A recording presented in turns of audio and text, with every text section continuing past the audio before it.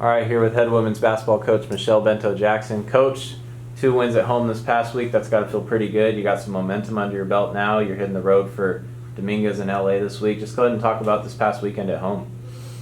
Yeah, really proud of the girls. Just with the effort they displayed, with their paying attention to detail and executing the defensive game plans, which were a little bit different from Thursday night's game to Saturday night's game. And I just thought, in the game, there was even a game, it was a game of runs, and every time, and for example, Monterey Bay, every time they came back, we answered, and we just went through some different situations that we hadn't had success with previously this year. So just really proud of the team for pulling out both wins. How nice is it to see that growth as the season kind of develops? You guys are progressing and playing some of your best basketball this season. Absolutely. Now we got to figure out how to win on the road. It's great playing in Lumberjack Arena, and obviously we've had success in our home court, but it does require, I just talked to the team yesterday, what we learned in those 5 games that we were on the road, because we can't be that same team going on the road again tomorrow, as far as just focus, distractions, execution, knowing that we're on the other team's home court. There's just a lot of variables that play a part in us being able to have success, and so hopefully we've matured a little bit, and we've learned, like I said, from that last long road trip, and now we can be a different team heading out to Dominguez Hills tomorrow. And I'm curious on any particular specifics on what makes playing basketball on the road more difficult to find success than playing at home. Yeah, it's nothing you can see on paper. It requires a lot of toughness. You're not at home, you're not in your comfort zone, you're not sleeping in your own bed. I've typically, as a coach, I've always really liked being on the road, just from a standpoint that there should be less distractions, they're not worrying about classes, we're feeding them really well, hopefully they're getting good sleep. So I've always liked those type of things, but when it comes down to the actual game, and it's not comforting, being on someone else's court, and the referees, and just all the fans are now against you. So just things that are out of our control, but it does require not necessarily experience, but it requires maturity, growth, and just a lot of toughness, just to really just be our own group, and we're out there against everybody, and that's just kind of the mindset we have to have in order to have success. I know you talked about beginning of the season, you were trying to find leaders and trying to find, who is kind of moving the team along. Have you seemed to find that in Marley, Millie, and Madison? Recently they've been doing really well. So just want your thoughts on them as players. Yeah, on the court, as far as the basketball piece to it, we're gonna have success by committee. And the good thing is we do have different individuals that can step up on any given night. I mean, obviously Marley Johnson has been pretty consistent for us, and we hope that she continues to do that. But she also needs help from everybody else. And this last weekend is a perfect example where Madison Rubino was just a huge spark for us. She stepped into a different role. I thought she received it very, very well, was so locked in and focused, and I'm just really, really happy for her that she had, just as an individual, that she had the success that she had, and obviously ultimately she really helped our team pull out 2 wins. And the scoring is the top of the stat sheet that you look at first, but how important has her rebounding been these last couple games? Huge, and you've seen Madison play. She plays with a motor, and I joke about this, but sometimes I gotta reel her back because she's going almost too fast for her own good, and that's a good problem to have. Don't get me wrong, but she does play with a great motor. She's got good athleticism, and she just she's made it a priority for herself and to help our team as far as being consistent on the boards. That's something that we need from her, and she's doing a great job of that. And I know everyone's an athlete at this level, but is there any concern with giving your starters heavy minutes like you've been the last few games, or does that even enter your state of mind when you're trying to win a basketball game? No.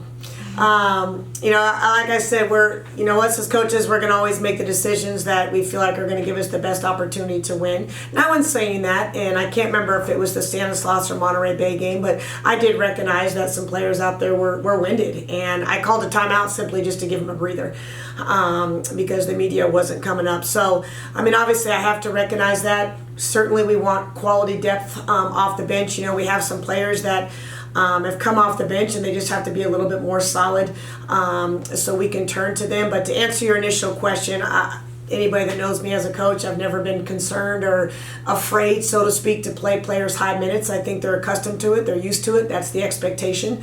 And we got to roll with that. I'm hoping you could speak on a little bit of your guys' volunteer work. Was it yesterday?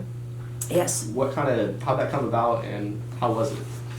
Well, it was Martin Luther King Day, and that's just something that I'm very serious about. I want the team to understand the importance of Martin Luther King, not just the day in itself as far as serving our community, but what he stood for, what was his purpose, what was his objective in bringing community together, and trying to share love and not hate, and just so many things that he did for our country. And I don't want that to go unnoticed. And the generation and the age of our team right now, I'm not ever sure, just how much education they've had and how much knowledge they have on something as meaningful as MLK Day. So it was extremely important to me to get our team, one, like I said, to understand the importance, and two, to get out into the community. And like they say, it's never a day off. We got to get out there and we got to serve. And I thought our girls did a tremendous job. We canceled our practice in the morning because we wanted to make this a priority. And then we had a conversation at practice. Again, just kind of me educating maybe some that don't understand the full to it. I asked some of our players, what does this day mean to them? And it's extremely important that we all share these things together and learn from one another.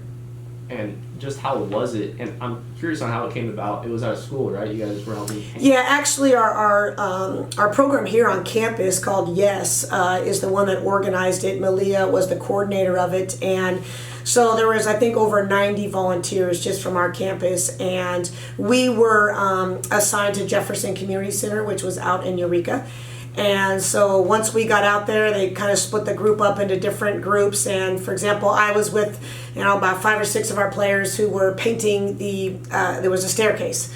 And we painted the staircase. Some of our girls were loading boxes of Christmas stuff. Some of them were organizing books for a book drive that they're going to be having.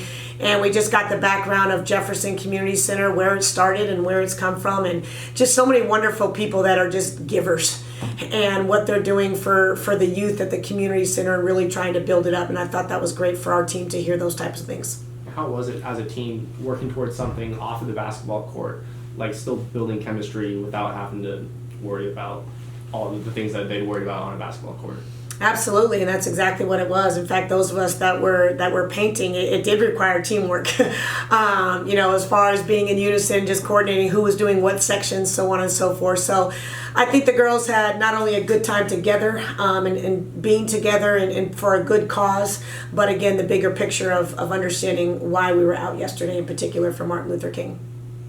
And Coach, I know you can't probably touch on this too much, but Madison Perry, I saw that she was in some of the pictures. Last year she was an all-conference player, and she's back now, obviously not playing, but recovering from her injury still. But how nice is it to have her back, probably sitting on the benches at games, getting her back with the team doing those activities and on game days again? How nice is that? Right, yeah, and as you mentioned, she is rehabbing from her injury from last year, so obviously this is a redshirt year for her, but it was nice to see her out on the court yesterday, and she's slowly progressing with her injury, and her focus this semester is, of course, she's a part of our team, she'll be at practices and games, but obviously her focus is in different areas right now, rightfully so, just to get herself healthy, and so that's what the priority is for her, and hopefully she can continue to improve. And as a former student athlete, with the spring semester starting today, what challenges did that bring to your players, having to worry about school once again while also being in the heat of conference play? Yeah, it's like I said yesterday, we did the MLK event, but then last night we had a film session, and I had to say classes start tomorrow. These last weeks have gone by really fast as far as not having classes and just the communication they have to have with their professors this week in particular, because we're leaving tomorrow morning, so we're going to be missing the majority of the first weeks of school, and just telling them how they have to communicate with their professors and be on top of things. So it actually provides a little bit more structure on their day-to-day. As we move forward here now that the spring semester has started. And I always think structure is a good thing. So they'll get acclimated, getting back in their classes, and getting back in our rhythm. And can you speak on the progression Marley's made this season? At the beginning of the season, she wasn't as much of a focal point for the team, at least in the stat book at the beginning of the season, but now she's been one of the leaders this last few weeks. Just what have you seen? You know, one thing I love about Marley is she knows who she is as a basketball player. She doesn't try to play outside of herself. I know exactly what I'm going to get from Marley, and I'm not even referring to whether the ball goes in the basket or not. Just her decision making, both on the offensive end and defensive end. She's just solid. She doesn't make, knock on wood, she doesn't make a lot of mistakes. And like I said, it's a huge compliment, in my opinion, when I can say that a player just really plays within themselves and within the context of how we are trying to play collectively as a group. And she just brings us stability, and she does it each and every day in practice and in the games. And she's just a joy to have out there. And I think we all know that we can rely on her on both ends of the floor, and that's very comforting. All right. Good luck this week on the road, Coach. We'll talk to you next week. Thank you. All right, great. Thanks, you guys.